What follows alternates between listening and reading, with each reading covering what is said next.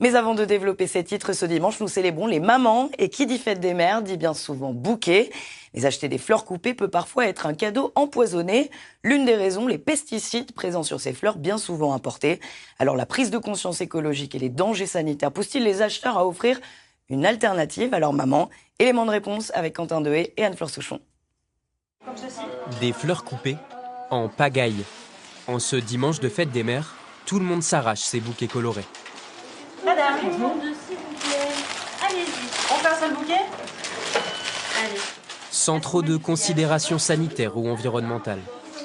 Pour la fête des mères, c'est clairement pour faire plaisir et en fonction de ce qui va plaire et pas au niveau écologique malheureusement. Cette cliente, elle, opte pour les pivoines, sa variété préférée, et de saison en plus. Mais côté pesticides...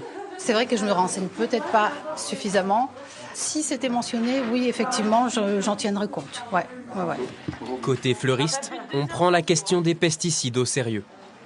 Même si on aime notre travail, il faut faire attention à notre santé.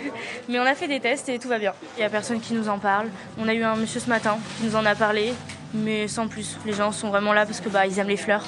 Et voilà, ils aiment leur maman aussi. Cette boutique continue de se fournir en Hollande. Une production souvent sous serre chauffée et éclairée en continu. Alors pour limiter l'impact carbone de ces fleurs, Cécile Alibar, elle, vend des bouquets plus chers, mais locaux et de saison. On a des œillets qui viennent du Var. Ensuite, on a du lilas qui est local, du chêne. Les clients, je passe mon temps à leur dire, ici, vous avez de la fleur française, 100% française.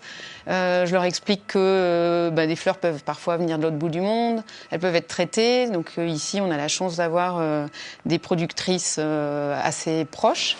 85% des fleurs coupées vendues en France viennent de l'étranger. Alors en attendant de voir la filière française se développer, vous n'avez plus qu'à souhaiter bonne fête maman en kényan ou hollandais.